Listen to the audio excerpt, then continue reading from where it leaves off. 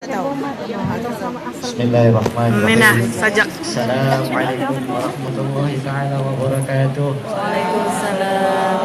Buat ustazah yang barangkali lupa dengan saya, tapi dulu famous karena kejahatannya dan kenakalannya. Abang-abang sini saya, kakak-kakak sini saya, adik-adik dan kawan-kawan sekelas yang sama dengan saya. Iya, sama lah tuh. Bertemu hari ini. Kami sempat jadi junior Yang orang paling lengkap. saya rindui Ustaz Gaya. Adam Abdul Hai yang pernah bergambar dengan saya ketika handsome beliau.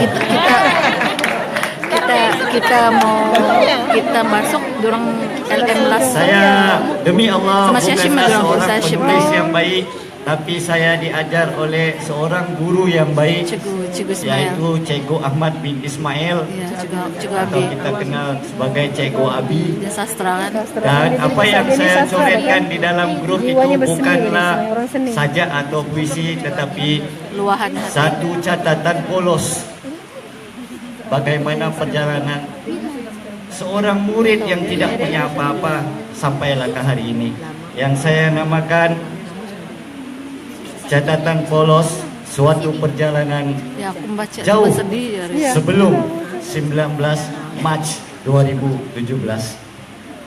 Bismillahirrahmanirrahim. Pembacaan. Seorang budak lelah langkahnya membimbit sebuah beg di atas bahu berisi pakaian yang lama, merenung sebuah bangunan yang di hadapannya dan di atasnya berkubah emas. Di hadapannya pula sebuah bangunan sekolah yang tidak pernah dia dengar namanya.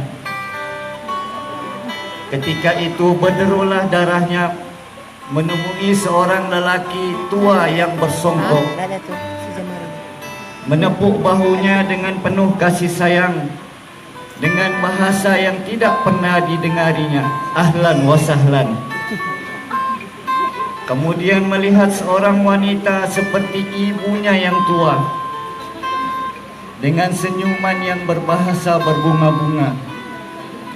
Lalu berderailah kerinduan untuk si ibu dan bapa yang ditinggalkannya di sana.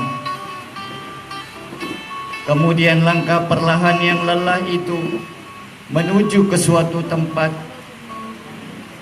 Rupa-rupanya dipenuhi manusia terpilih berbaju putih, bertutup kepala dan dengan songkok hitam. Yang ada kelihatan sebuah meja dan kerusi kayu kosong yang tidak ada nama siapa pemiliknya. Duduk di atas sebuah tilam usang berbungkus kain putih di atas sebuah katil bertingkat. Kain putih. Merenung dengan mata kuyu, merindui permainan yang ada di kampungnya. Duduk di bawah sepohon kelapa yang rendah ketika sang muazzin adinin melaungkan azannya, sambil menyuap masakan dari tangan seorang wanita tua yang tertinggal melepasi sungai dan belantara hutan, bukit bukau yang sekarang ini jauh gunung. Menyuap alas perut dari bekas berwarna biru, berlubang 5 berisikan kesusahan. Meneguk secangkir air dari gelas biru sekecil telapak tangan. Duduk berpandangan wajah di antara satunya. Berceritalah mereka di antara satunya. Kemudian berebut mensucikan semula apa yang mereka gunakan. Sebelum berkumandangnya sekali lagi azan yang dilaungkan oleh Bilal Idinin dari masjid yang terkenal. Ketika pagi, menggosok mata yang layu sambil meninteng sebuah bekas air kecil. Di dalamnya ada sekadar pembersih, sekadar yang dia mampu. tetapi berbahagi dengan seorang sahabat yang berada di sebelahnya. Memutar besi, pahit berkumandang suaranya. Kemudian menyidai apa saja yang disucikan sebelum timbulnya cahaya. Melangkah sekali lagi, selagi mampu ia menaiki tangga kecil, melihat saudara-saudaranya yang serupa dengannya menyelak-nyelak sebuah kitab kecil tanpa ada barisnya, dengan bahasa yang tidak difahaminya, tetapi indah sekali bunyinya.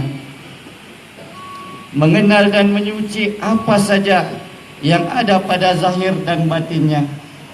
Begitulah juga saudara-saudaranya yang datang dari selatan, timur, barat dan utara, bahkan dari sebuah desa yang tidak pernah didengari namanya.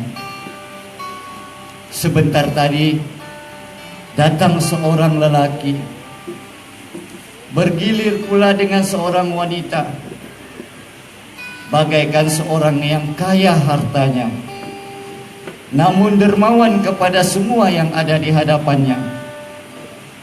Dia juga seringkali datang dan berdiri, bagaikan seorang fakir miskin, namun tetap memberikan apa saja yang ada padanya. Baunya tidaklah sewangi-wangian dari gedung ternama. Yang ada cuma sebotol wangian kecil yang panjang wanginya, bernama atar di dalam poceknya. Bibirnya pula tidaklah semerah warna dari jenama-jenama ternama, tapi cukuplah apa yang sudah ada diberikan oleh Tuhannya. Di dadanya cuma ada sebatang pena berwarna hitam legam. Di jarinya terkepit sebatang pena berwarna kebiruan. Terletak di atas meja yang hampir roboh, namun masih boleh digunakan. Mengepit sebatang pena berwarna putih di jari kanan. Terkadang debunya membuatnya terbatuk-batuk, melakar dan menulis kalimah demi kalimah, huruf demi huruf, angka demi angka. Terkadang di sebelah kanannya, terkadang di sebelah kirinya. Di atas keping papan berwarna hitam gelap, lusuh hampir terpopak. Dia hadir dengan wajah yang tenang. Dia hadir dengan penuh kasih sayang. Dia hadir dengan senyuman. Dia hadir dengan di bibirnya ada kalimah salam, memberikan infaknya yang tidak terlihatkan, memberikan wakafnya yang berkekalan panjang, memberikan kepada semua yang berada di hadapannya, tanpa melihat rupa, warna, bentuk, keturunan, utara, timur, barat, selatan, semua sama diberikannya. Itulah yang ada di pikirannya. Diberikannya apa saja yang ada di ilhamnya. Diberikan apa saja yang ada di dadanya. Diberikan apa saja yang diharapkannya. Semua istimewa, semua bernilai, semua berharga. Mengenali sebuah kitab yang sebelumnya dijunjung di atas kepala. Mengenali sebuah kitab yang dikucuk ketika selesai membacanya. Mengenali segala kalam sebuah kitab yang selama ini cuma malam dijunjung dan dikucuknya. Mengenali seorang hamba yang penuh kasih sayangnya, padahal dia pernah mendengar namanya. Mengenali kata-kata seorang hamba yang penuh rindunya, padahal dia pernah diajar di sekolah rendahnya. Menanamkan kasih dan rindu pada seorang hamba mulia yang melebihi segalanya. Selama itulah budak itu duduk mendengar. Selama itulah budak itu duduk mengenal.